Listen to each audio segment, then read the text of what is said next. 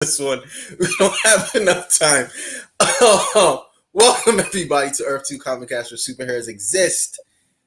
And Comic Book Talk is enormous. Your host, Mo Crosby. Back with James and Stephanie. We are here to talk The Mandalorian. Mm-hmm. Yes. Season 2. It's unfortunate we didn't have a chance to do season 1 because it was still really new. Disney Plus was new. A lot of us didn't have it. We're trying to figure out how to, everyone's time and everything. So now we're all settled, and yes, we're back to talk season 2. Before we get into chapter 9, which is episode 1, we're gonna just go ahead and give a quick rundown or what we thought about season 1. Mm-hmm. So, James. Yes. What did you think about season 1 of The Mandalorian? I loved it. It's my favorite Star Wars, without question. The vibe is immaculate. The aesthetic, immaculate. The funny, quirky characters, excellent. The protagonist that you want to love and cheer on makes dumb decisions left and right, which makes it entertaining and engaging. I think they do some cool. Oh, we have an Anthony. Yes, we do. What's going on? Wow, well, everything's going. We're good. James was telling us how she felt about season 1 of The Mandalorian. Oh wait, does Anthony know everybody here? No, I don't know anybody here. Okay, great. Well, yes, you do. I'm just saying hi. Yes, you do. Oh, faceless Anthony, welcome.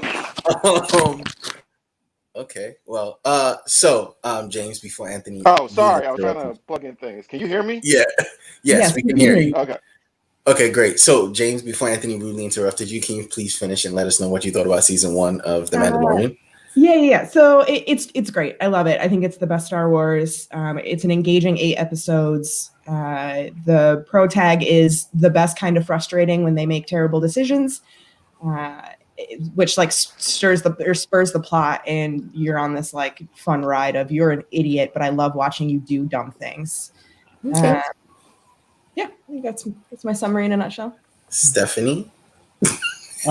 Similar. I love watching as she said, the Mandalorian just screw up. He can't fight a monster. He's terrible at it. Yes. People easy, monsters not, and he lost to him all the time, and it was great. Just see him get beat up. It's a good balance. But also I love that they added in or explained things that have been in Star Wars movies but we've never known. Right. Like the ice cream maker, figuring out that that's actually a mobile vault, like little things like that made it really cool. Right. Anthony, what you think about season 1 of The Mandalorian? I think season 1 was very it's my second favorite thing from Disney era Star Wars. I think people really liked it because they gravitated to it was competently done, and you got to see a hero actually on a hero's journey. So he's not perfect. He's a badass. He starts off the show as a badass, but you can tell he's not winning every fight by just running into it, or he has to think, or he's not the most badass person in the room all the time. And seeing him struggle with challenges and have to learn, adapt, and level up to deal with these challenges is very, very entertaining. I mean, some of it's just pure basic stuff, but I mean, at this point in the Star Wars franchise, basic is great. Right. Well, I liked it. I enjoyed it. I thought it was fun. I liked it because it wasn't Star Wars, if that makes any sense. Mm-hmm. I'm not gonna say I have Star Wars fatigue, but I'm on the side of, okay, well, if we're gonna do Star Wars TV and Star Wars shows, can we leave the space magic out of it? Let's just kind of I want to see every other thing. I don't want anything about the main family. I'm tired of them for real. Mm-hmm. Because to be honest, the main family for me I'm done with that. And finally they've closed that. But the Mandalorian was such a far departure from that. Even with Baby Yoda in it, it still didn't feel that was the only Star Wars element that if you took Baby Yoda out of it, you could have made the show about anything. Mm-hmm. And that's the appeal. That was my appeal. The fact that it would work outside of the Star Wars realm. but Baby Yoda made it Star Wars, and I still enjoyed that part of it.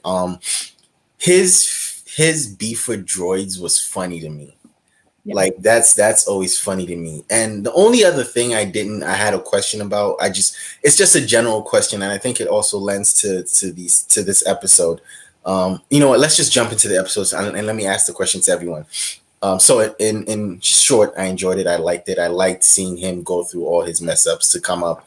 You know, it wasn't like Anthony said. It wasn't like the easiest thing because I have Beskar and I could just like nothing can hurt me. And so this is the question. It's a question for everyone. How is it? Because it happened in this episode. It happened all last season. I'm like, so this armor could take like shots, right? You could fire like lasers at it and it could take shots. But somehow when he gets punched, it affects him. And then it was one moment in this episode where he actually used his helmet to block a punch. And I was like, oh, okay. He has a shot to ricochet it onto somebody else. Yeah, so I was like, which is it? Because I feel like they're not super consistent with how the armor works. So I just wanted to know, did anyone else notice that, or was that just me watching too hard? His armor breaking in season 1 wasn't Beskar. He was getting Beskar as okay. But so something I caught in my rewatch is that in I think it's the second to last episode where he takes on that newbie guild member and helps him go catch that traitor or whatever. He gets shot and the kid is like, oh my God, are you okay? And Mando says the Beskar worked this time, like seemingly further establishing that it's iffy. Who knows when Beskar will work or not? Like Mando doesn't even know. Interesting. So they're trying to add some mythos and some lore to the Mandalorian, and they're taking some. So again, when people say, I hear this a lot. People say this doesn't feel like Star Wars because you don't have space magic in it. And I was like, I feel like they didn't really read a lot of the expanded universe stuff or the side stuff that had really little to nothing to do with like the Jedi or the Sith or anything like that. That's not really Star Wars. But they're doing the Mandalorian iron thing that's supposed to be able to block a lightsaber. But it's really inconsistent. And at some point, the henchmen in the ring were aiming to punch him in the head. Who punches somebody with your bare hand? Who goes up to a fight to punch somebody with a helmet in the face? I mean, so yeah, it seems inconsistent. And we've seen Mandalorians take damage before. So I don't know. Like, it's one of those inconsistencies in the show that I think they're still trying to work out.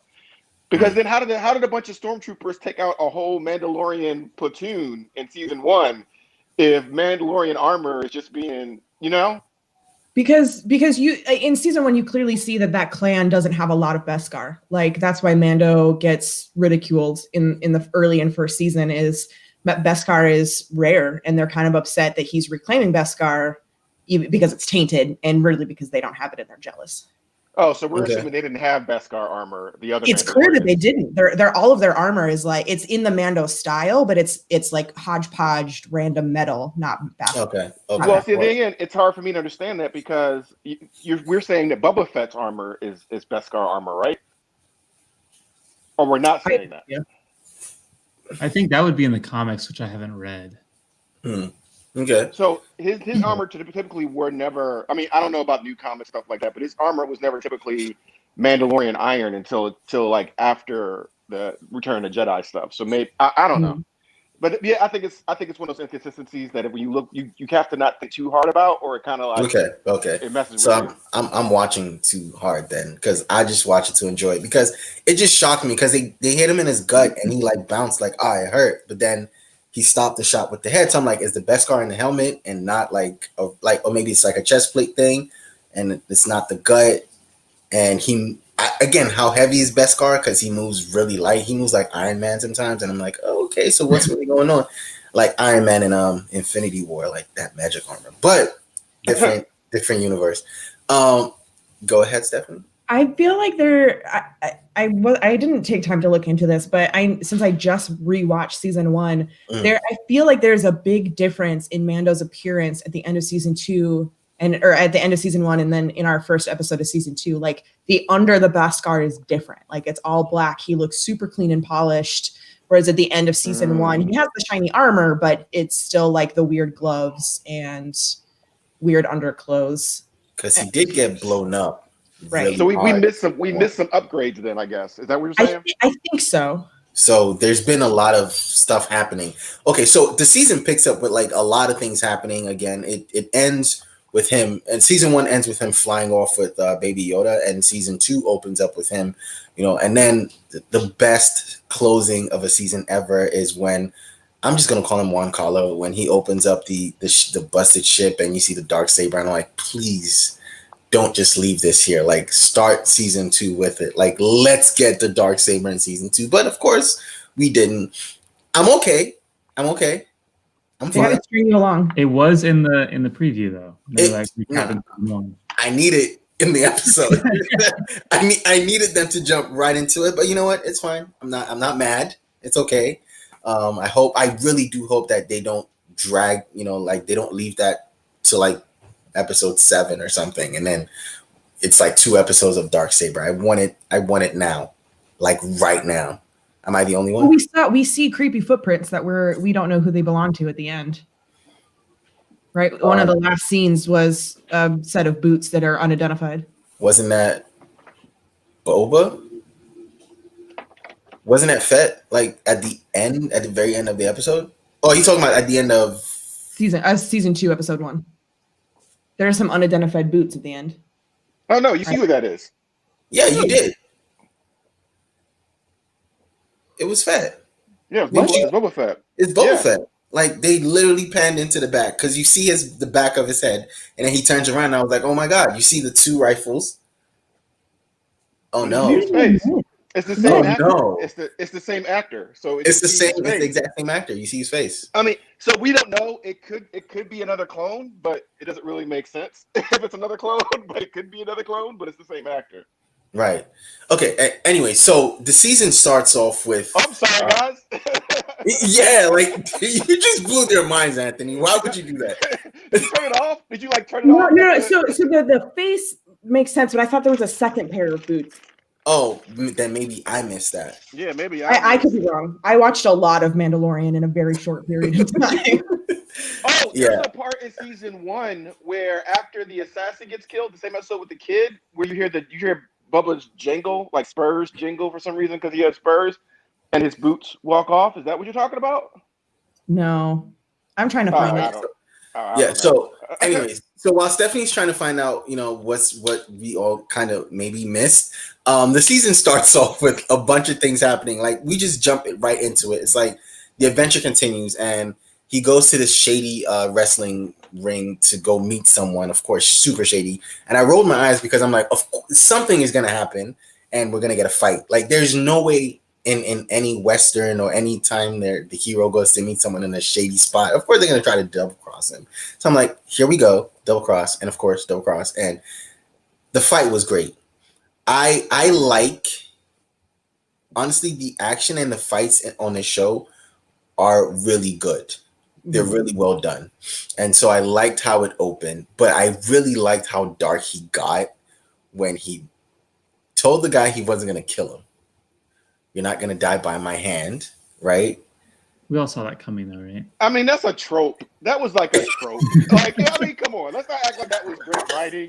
That was phoned in writing 101. I mean, how many times I set that up for you, by the way. I teed that up for you because I knew you were going to say something about that. So yeah, this is your chance. So go ahead, jump in. No, the best thing I like set up was that they established the glow-eyed, like I guess street urchin monsters. I thought that. Yes. I mean, but we've seen it before, but I thought it was a great visual in live action. I like the fight. I like that they introduced vibro blades. Am I saying that? Y'all know what I'm talking about? Yes. Yeah. So I might not be saying it right, but I like that they introduced that with the 2 Gorums. I can't speak. Gorums fighting in the ring, and that he had his knife. I think also was a vibro blade that he threw. Yeah. So I thought that was really cool. I don't want to deduct points for like. At first, I was like, "Oh, this guy hunts Mandalorian, so he knows where the weak spots." Because I saw him aim the gun underneath, like the helmet, to the gap in the armor. The bad guy who apparently who apparently that was John Leguizamo, the alien with the one eye was John Leguizamo. they altered his Good makeup. voice. Yeah, they altered his voice a little bit, and he wanted to guest star. So I was like, all right, cool, that makes sense. He hunts Mandalorians, and it's kind of like Knight Armor. Like Knight Armor had like gaps that people would go for, and I was like, cool. But then it played no part in the rest of that fight. So yeah. But I thought it was a good intro. Yeah, I just wanted to talk about the intro real quick because I really thought it was interesting. The best no GIF to ever exist. When the fight breaks out and Baby Yoda reaches over, pushes the button, and yes, in his I need that, and I need that as a gift. But honestly, That there is a thing where Baby Yoda at this point knows who he's with, and it's like when he saw the guy pull out the gun, and he just like, oh my god, like you guys just messed up. Dad's going to work. you saw that, right? And I'm like, oh, of course. So they've been together so long that now he knows, like, well. Also, we're gonna do this in front of the kid. He's doing worse. right. It's like, okay, well, I got beat up in a bag, so really, this is nothing. Yeah. No, seriously. Also, they're resisting the temptation to use Baby Yoda's force powers in every scene. Yes, you know what I mean? So I like, because I'm really worried about. I was really worried about that. I think one of my major issues the first season was Baby Yoda's force powers. So I'm glad that they're gradually getting into like, no, you got this. I'm not a MacGuffin, right? So I like it. Right. I don't know that he was a MacGuffin in season 1. Huh? I don't know that he was a MacGuffin in season 1. No, I'm saying that they're not relying. They're not going into heavy. They're not overusing it. Yeah. Right. That's what I'm saying. Like I like that they're not, because you could run. Yeah. You could run the risk of like, oh, he's about to fight, and instead of him using his weapons, it would be Baby Yoda like. Well, a lot of Baby Yoda's facial expressions kind of indicate that he enjoys watching his dad's butt get kicked. I think, and that's kind of sick. He only steps in if dad's life is in danger, but until then, like, feel free. Yeah, that's kind of sick. And we've already seen that this Yoda is not a vegetarian. He's not a peace lover right? Yoda. He will murk stuff. Last season he saw a frog, was like, I'm gonna eat that shit. Like he's like a baby Groot. He's more baby Groot than Baby Yoda. Right. So if this kid lives, I think Kylo Ren probably avoided him when he started the other Jedi. Like, right now, let that one go. Like, we don't mess with him. Right. He does his own thing. Yeah. Oh yeah, that was the other question. So this falls in between at the end of, this is right before the new trilogies, right? This is where I've always wanted to ask. Mandalorian falls in 20 years before the new trilogy, I think. Oh, okay. It's like 20 years. So Baby Yoda would. What happens to Baby Yoda? If Disney continues with the sequel trilogy, like, so at some point, if he becomes a Jedi, that means he would have been, around all this stuff. I don't think we're getting a Jedi. I think we're getting a Mandalorian. Yeah, so I've heard that theory too, that the Mandalorian is actually Baby Yoda and not. Right. Plot twist. Mando. Yeah, I always get his name. What is his name? Mando. No, Din Djarin. Din Djarin. Oh, he has a name? Yeah. And a face. Yeah. Oops. Because actually, my only complaints about season 1 are in the last episode where we get his name and his face in the same episode. Like, right. Yeah. And I really didn't need either of those things. Like, I don't know. It's kind of for sure, not necessary. Yeah, and I get that actors. It's not as bad as it used to be. Like every time there was a Spider-Man movie, he had to take on and take off his mask every 2 seconds, type of thing. But I don't know. It kind of. I agree with you. It didn't feel right. You ruined it. Yeah. So we go to Tatooine because that's apparently where the spotted Mandalorian is, or the other Mandalorian is, and of course, on our way to Tatooine, we get the shot, the famous Tatooine shot. I was like, oh, okay, cool. So here we go, Star Wars, right? We meet our mechanic again from season 1, who I absolutely absolutely adore. They have a little chat. She embodied every millennial when she was like, I'll buy him. Can I have him? I'm just kidding. I'm not really. Yeah. If she had a pumpkin spice latte in her hand, I'd be like, oh. 100%. Yes. And it's also kind of cool. You see the droids interacting with the ship, and Mando isn't like, he's kind of like softening up on droids now. And, whereas before he probably pull out his his blaster. But like he's a little softer now towards droids. And then the lady goes, hey, chill out. You already know he doesn't appreciate your kind or whatever. So like let's be softer with his ship. He takes the speeder and he goes into the city or into the town, and he meets the Mandalorian, the guy in the armor. And when he took off his mask, right, and I'm like, oh, his helmet. I was like, of course. First of all, big no. And second, I was like, is this Pierce Brosnan? And for a split second, I thought Timothy Oliphant was Pierce Brosnan. And I don't know why. I don't know. I'm like, why either. Why do they have Pierce Brosnan on this? This is so amazing. Like, look at this show. But it was, after I'm like, no. First of all, this is Timothy Oliphant. Like, he's a cowboy. Exactly. And I loved it. I'm a big Deadwood fan. I'm a big Justified fan. And so I don't know why, but I guess watching that guy walk for even like not Dead Like Me. He's a cowboy. But like he just every time I see him, he's got this tall, lanky walk to him. It's like, oh, I know who that is. That like slight hip jut. I'm like, oh, I think it's the hip jut. Yeah. Oh, cool. He can never be on Masked Singer. He can never be on Masked Singer because he's gonna walk on stage. You're like, oh, I know who you are. Yeah, right. But for a second I thought it was I don't know why, but I did. But I love him in a role where he has to play a cowboy, and he obviously bodied the fake Mandalorian for a second, and of course Mando knew who he was, or knew who he wasn't, rather. And my thing was, they had to kill this dragon, right? At the end of the day, he's like, okay, the only reason I have this armor for real is because after the Death Star blew up and the mining colony came in, we couldn't even celebrate, the occupation leaving. I had to use the armor to protect my town, and from raiders, sand people, which I was like, okay, but then the sand people raid the town, and I'm like, why? But it's part of the show, and I didn't want to question there. I didn't want. No, why? Why? It doesn't make sense. It doesn't make sense. The plot of this episode is absolute garbage. The vibe is immaculate. The plot is terrible. And that's my thing. I think it was the show. The episode is enjoyable, but you just have to watch it as that.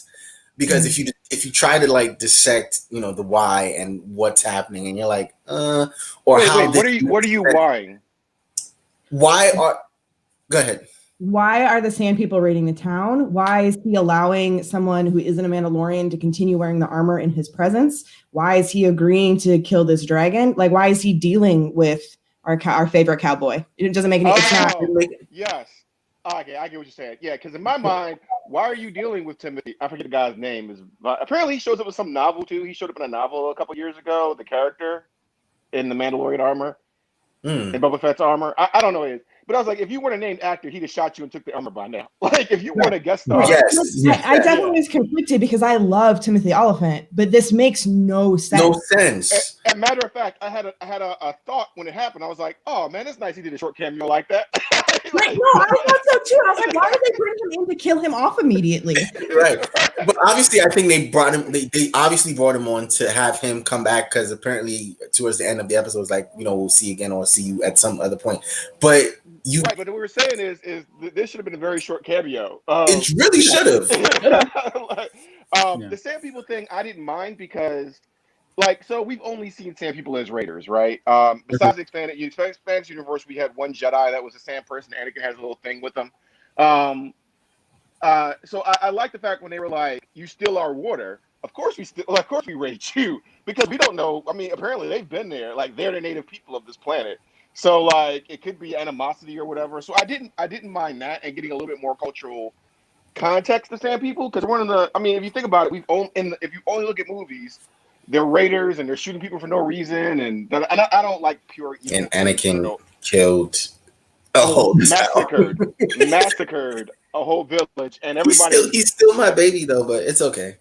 It's okay. And everybody just let it go. Yoda let it go. Yoda let it go. Padme let it go. It's like, I kill children. Aw. Like, aw. See, everybody let it go. But it's a different show. It's a different The show. sand people thing didn't bother me watching it, but I think it is a valid point that they're supposed to be easily scared, and so like them coming back to the same town over and over again. Yes. And, like, troubling if there's a Oh. Mandalorian there. Yeah, that's a good point. And That's how a they good were point. being sacrificed because for a part I was like, Yo. only the sand people are getting killed. Only because they're not That's some brave sand people. Yo, it's like for every, you know what? Another thing happened in this episode that I kind of like. While I enjoyed watching, but I kind of questioned. I was like, how many people came to kill this dragon? Because it seemed like the dragon was killing everything, and then it's miraculously like 20 more people pop up, and then the dragon. How many sand people are here? Seriously, like a How whole. big is this Right. tribe? How big? Sure, that dragon can teleport. And at what point do you peace out? At what point do you just leave? Oh, and also, There's a lot of desert here. Right. I didn't need the cowboy flashback with him running from Raiders and then to the Jawas. I didn't need that. But I was also like, who was filming this Death Star blowing up? Like, this is like HD clarity. Like like the camera was steady. 4K. Right. But yeah, like I think you're right. Like, it's one of those things where you just can't think too. Like, when you YouTube this first episode, you're not looking for plot. You're looking for specific scenes to come from this. All right, so great. Speaking of then, because we can all agree that the plot was just Not there. Nonsensical. Yeah. Nonsensical. But so specific scenes. What scenes did you enjoy? Like, what scenes stood out for you? Say it could have been in the beginning, or it could have been in the in the desert fight. Like, all of it. What scenes did you say, yo, you know what? If I ever did come back to watch this show, it'd be this episode would be because this particular a set of scenes happened. That baby Yoda nope in the beginning, priceless. Yes, for sure. I did enjoy like real Mando's fighting, like just taking full advantage of the Beskar, even though we don't really know how it works, but just like leaning into it was dope, super dope. I feel like I didn't take a lot of notes this time other than just complaining about things. Yeah, we're gonna get. Did you channel me? Did you channel me? No, it just like that really bothers me. Like when people do nonsensical things, I kind of get hung up on like, yeah, this is cool, but why are we doing it? Right. Like, probably my favorite thing in this episode was actually a comment that James made during the flashback. He was like, Jawa are everywhere, which means they can travel. Like multi-planet traveling. Yeah, so we already knew that Jawas were on this planet, right? And in Mando season 1, we saw them on another planet. So they can travel between planets, which means they, in theory, make their own ships, which means their ships are made of junk, just like their crawlers. Yeah. It's something I want to see. I want to see a junky Jawa ship flying around. It's very much like Firefly Serenity, where like parts are flying off the ship and I want different Jawas like in space to wear different hoodies if they're space scavengers or underwater scavengers or forest scavengers Jawas. I want those type of things. Let's have a Jawa show. Yeah, I would watch that.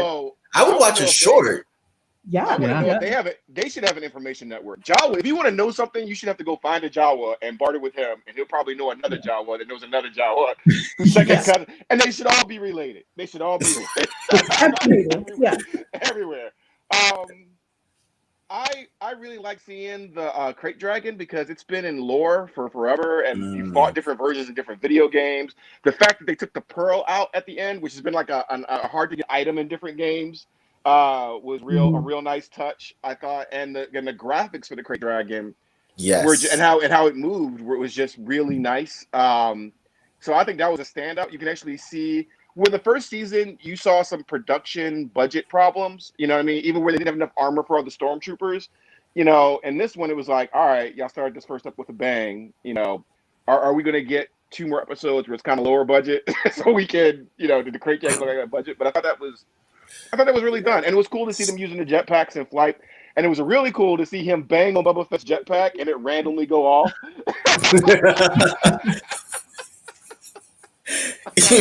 I The thought that clear was a nice. Boba's armor is not as good as. Nah, it's not. They spent all the money on the Krayt Dragon. I feel like the next couple of episodes would be like really like grounded. No VFX or anything. All the money went to the dragon and the dragon fight. So Stephanie, we're gonna start with you. Complaints. So that just reminded me of my like garbage plot aside. What bothered me the most about the episode is in our favorite Cowboys montage background scene. He gets the Way of the Phoenix pack, and it has a missile on it. And in season 1, when the blacksmith gives our Mandalorian the pack, there's a face. Right. He asks, Not Faceless Anthony Mando, like, have you been trained in the Way of the Phoenix? And he said, yes, as a child. And she says, so when you're ready, you can use this, but you have to run your drills because until you know it, it will not follow your commands. And then our favorite cowboy, who is not a Mandalorian, is not trained in the Way of the Phoenix, puts it on and immediately is able to use it. Yes. That's so dumb. It should have like knocked him on his butt at the very right. Or and then was like, oh, I don't fly this thing. I just wear it. Like, yeah. And then like I get that like by the time we see him in action in this episode, he's probably had the armor for a while, but he should not be that smooth at Way of the Phoenix, like with the way that it's built up in the Mandalorian season 1. Like it looks cool. Yes, it's dope. I love flying Timothy Oliphant, but right. James. Was the question about our complaints? Yeah. Yes. I'm the complainer of the relationship, so. Yeah, I don't have nearly as many complaints as Steph. I'm trying to remember what I did complain about in the episode. It was more minor. I do think the plot is a little weird, and that's probably the extent of my complaint. Right. And oh, I got a lot. So one, I don't. This lore. They're trying to build up this lore of Mandalorians and trying to find a Mandalorian hub to find information on the Jedi when Mandalorians are being wiped out apparently and hunted, and they're scarce now. So you have to tell me either they're scarce or they're a network that has a lot. You know what I mean? Like that doesn't really fit with me, and it might work for y'all. I don't know, but that just let Mandalorians be Mandalorians. They don't have to be. You don't have to Superman it. You don't have to like saying it. He doesn't have to be one of the last surviving Mandalorians to make him special. You know what I mean? Mm-hmm. And like just go from that. I'm still not sure how Jedi are this like unknown. Like at least, yeah, like no, I mean they should be famous at this point because what we know from other material, Luke Skywalker is famous at this point. If you don't know anything else about Jedi, you know Luke Skywalker's name 10 years after the Death Star blows up. I mean, so even if you don't think he's real, seeing Baby Yoda should go, all right, that means Luke Skywalker's real. Let's find him. Like, you know what I mean? It's like, so I'm not really sure. But Star Wars has never been good with this of how like Jedi and Sith aren't a thing, and popular or well-known knowledge or general knowledge, and then they are general knowledge. So, I mean, that kind of bothers me. I like giving more depth to the Sand People, but after talking to y'all, you're right. There's no reason for them to be there. They've lived here forever. And they don't have a problem with this Krayt Dragon. They're nomadic people. Like, if a Krayt Dragon's in that area, they know to go to the area. Or, like they were saying before, we just feed him so he stays asleep. So, what was the point of that? I'll tell you something that I was afraid of. I feel like Boba Fett hasn't really gotten a lot of respect outside of Clone Wars and expanded universe stuff. And even I was worried that they were going to just further mock that character, even saying now that Jango and Boba Fett aren't Mandalorians. So I wonder if that's going to be a conflict too. But seeing him at the end, I have hope that he'll get some shine. He doesn't have to be the star of the show, but I just want him to have some shine. That makes sense. I did enjoy seeing him at the end though. I don't know why. I guess it was just like, oh my God, it's Boba Fett is on. You know, I think just seeing him just kind of felt good. I can hear that song in the back of my head for the rest of the show. That my backpack's got jet. I'm Boba Fett. I bounty hunt for Java Hut to finance my vet. I chill in deep space. And that's a little bit And Dave Filoni loves them because in an unfinished, like Dave Filoni used them in Clone Wars as a kid a couple times. They had some really nice scenes. And then before the show got canceled, they had done the script and the voices for him actually killing Cad Bane. So you know, that's how he got the dent in his helmet. So I don't know. That was great. This was there was nothing egregious about this show. You know what I mean? There were some nitpicks, and don't look too closely at it, but did I have fun with it? Yeah, more than I've had with a lot of Star Wars in the last years. So, I'm all for it. I want to see the Right. Armorer back. Is the Armorer dead? No, From season 1, we see her. we see her getting engulfed by. Didn't she just get like engulfed by stormtroopers and then she kills all of them. Huh. We see her. We leave her alive. We don't know what happens, like in that aftermath. But the last scene we see her, she takes out like 7 stormtroopers. She was alive. Because I hope that's Satine's sister from.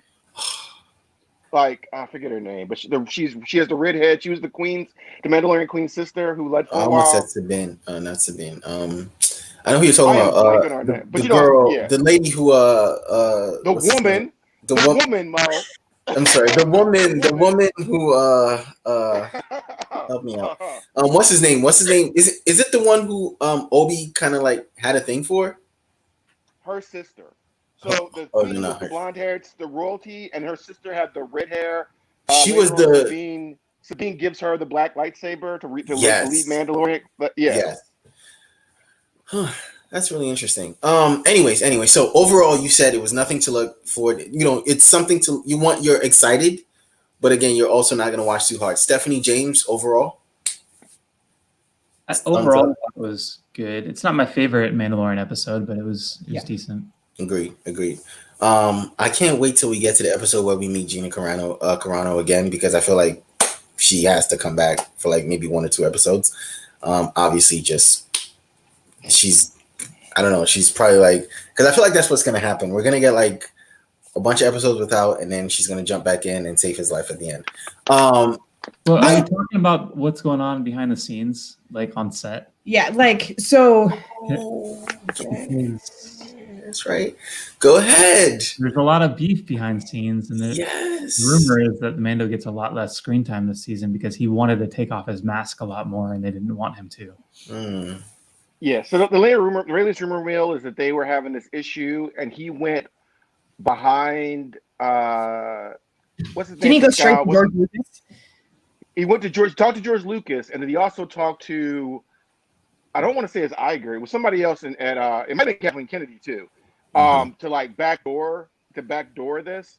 But they have Dave Filoni and Jon Favreau. Jon Favreau. This is their baby, and it was kind of like, you know what I mean? So that apparently was some tension. There's something also about like a female Mandalorian that's supposed to get more. That was they wanted like. Kathleen Kennedy apparently wanted to have another character introduced, so it was supposed to be less time. But from what I understand is they worked it all out because it doesn't really matter. Pascal's not the one in that suit most of the time anyway. When we're seeing them on screen, it's not him most of the time. It's really just his voice they use for the most part. So to me, he should shut up and treat it like a voice acting gig if you were doing like. How did you not know that this was going to happen, you moron? Like, you signed up to be a Mandalorian. and that's, I think that's. Oh no, I was gonna say they added the lore about not taking off your helmet. They added yes, taking off your helmet. But that's also the problem with when actors sign on for characters they know nothing about or do little studying about. It's like, oh wait, I don't, I'm not gonna show my face, so how are people gonna know it's me? Well, people kind of know your voice, bro. Like, chill out. Yeah. This ain't the 80s or the 70s. We know it's you. Like, if you do a good job. The guy that played Golem, you never saw his face. He's eating off that sense. So you know what I mean? Like, Andy Serkis, please respect him. The guy. Yeah. The guy. All right, I'll take that. Andy Serkis. Mr. Circus, sir. It's super dumb because like millennial women would be like fangirling over they are fangirling over Mando, and you preserve that by keeping your mask on, bro. Like, we like mystery, embrace it, and be a good dad. Like, and you'll be famous. You'll be famous. You will eat off of that. It's kind of like, I don't want to know the doctor's real name. I don't need to know the Clint Eastwood's name in the spaghetti western. I don't need to know this stuff. Sometimes mystery is better. And again, it's also like Darth Vader. Darth Vader taking off his helmet completely at the end made a bigger impact because we didn't see a straight face shot. And then when they did, it served a purpose. Yes. Your helmet just getting knocked off in that one episode, that didn't serve a narrative purpose. It didn't show. Like, imagine if at the end of this series, let's say we get 7 seasons in a movie, at the end of this series, you got a grown-ass Baby Yoda, Mando's dying or whatever, and he finally takes off this helmet. That would have made more of an impact to us than, I wonder if so. The decision to show his face in the end of season 1 obviously makes a little bit of sense with Homeboy's complaints about his face not being seen. But I also wonder if they realized like a Mandalorian who hates robots is going to be difficult to keep writing because droids are such a part of the Star Wars universe. Yes, we need to have a catalyst for him to start to change his emotions. And what more touching way is there than for a Mando to show his face to something he hates? You're giving it many seasons later. Like one is too early, but you're giving it like super benefit of the doubt there. You're really stretching out the reasoning for why. That's really nice of you. It's like 80%. What is his name? Jim? No, yeah, the actor's name. Oh crap. It was literally right on the tip. Whatever. So I think it's like 80%. Pedro Pascal. Yes. Yeah. So it's like 80% him being just butthurt about not getting his face shown. But if that scene between him and the droid happened season 4, it would have been incredibly. Like this makes more sense. Oh, wait, you're right. Oh, hey, we didn't know you were coming. That actually was about as emotionally investing as the actual thing. That was great. Oh man, that was great. Soon. It was too soon, and they ruined it for later. Like, see, if we ever see his face again, it's going to hold no value. Right. Well, I'm excited to see what episode 2 has to offer. I'm excited to see what the rest of the season has to offer. I hope you guys are also. Want to say thank you for coming to do this episode. Thank you, Ant, for. Can I ask a question? Yes. Go ahead. What are your hopes and fears for this season? Like, because the season is actually done during the quarantine lockdown. Because we've seen other shows like from my issues with Discovery's graphics department has done a really good job for being separate doing this stuff in lockdown and stuff. What are your hopes and fears for this season? Man. I know that it's not the best writing, but if they show us less Baby Yoda because of Pedro Pascal's bullshit, I might write a letter. Right? Like, I have no shame in being a millennial woman who loves adorable tiny creatures. If I do not get more of him, I'm going to be mad about it. No, honestly, his ears flopping in the wind may have been the best part of the entire episode. You know what? I felt like that moment when I'm not really an animal person, but I feel like when I see a cute dog, and I'm like, you made me like you. How dare you? God damn it, that's cute as fuck. Yeah, that was super cute, and he's let me cut you real quick when no one's watching here. I would to answer your question seriously. I would like for more information about Baby Yoda to become available. Like, I would like.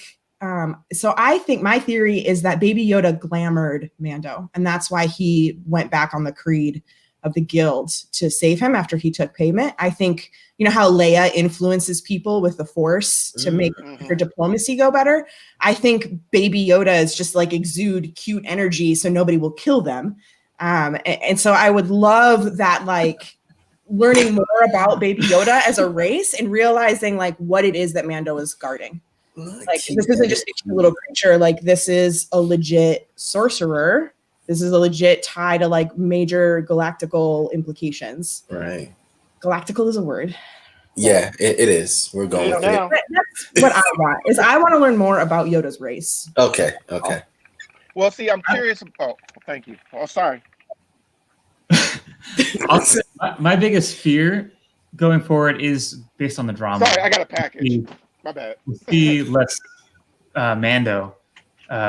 Because seeing him screw up is like half the fun. Yeah. Yelling at the TV screen like that's a dumb decision.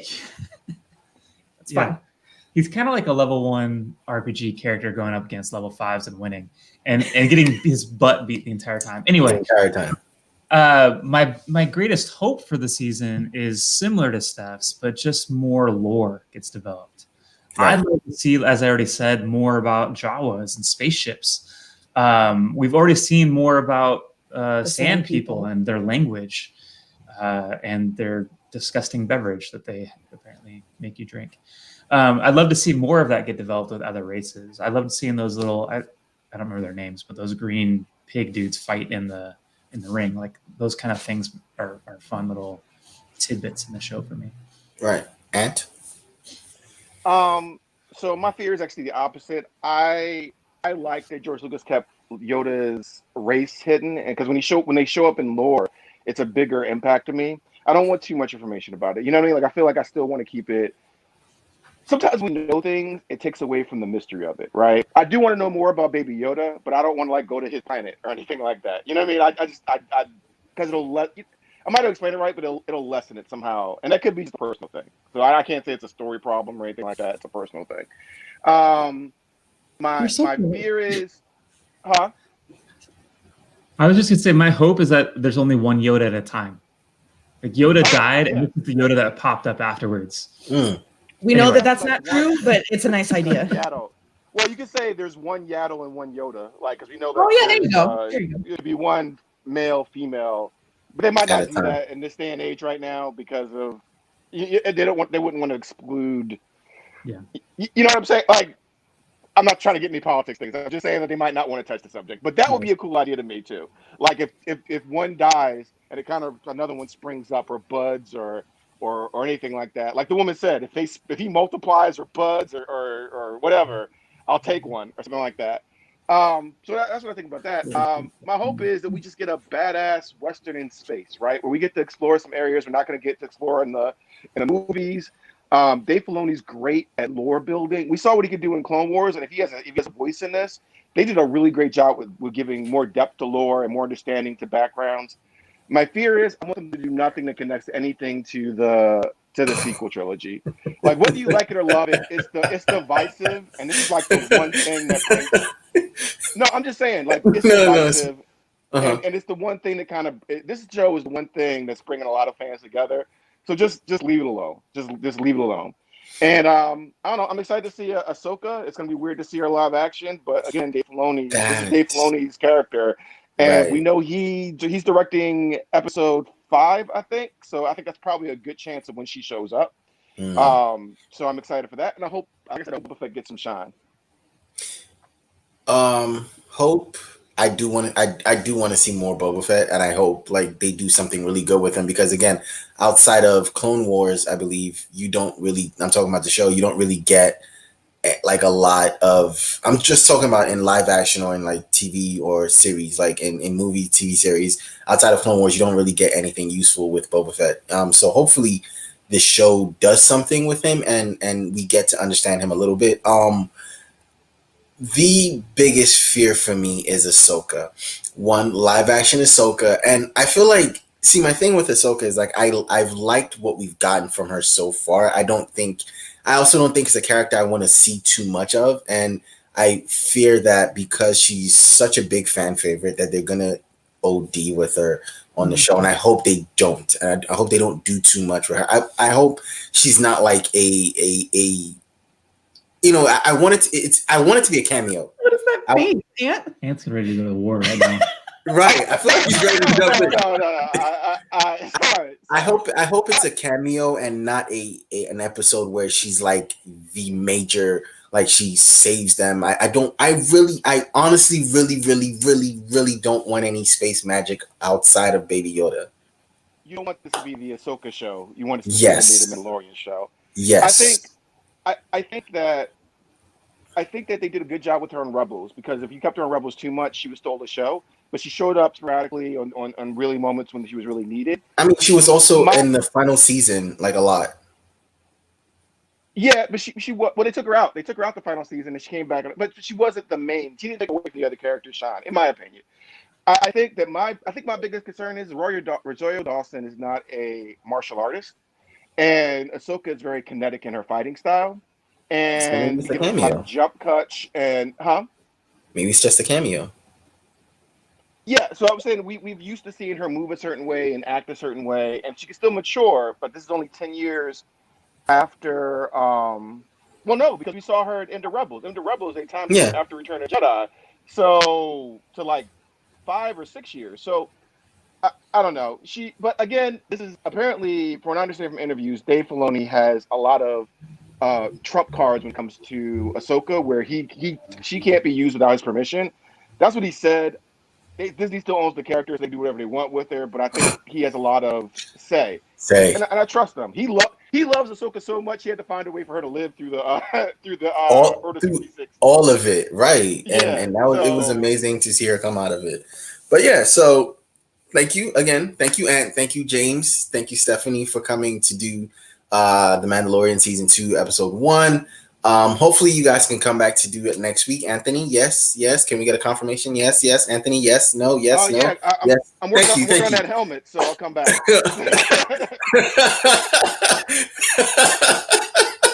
All right. Thank you, Anthony. James, Stephanie, it'd be nice to have you guys back for episode 2. Thank you guys for watching. If you're going to be listening on the podcast, thank you for listening. And we will catch you on episode 2 of Mandalorian, same time next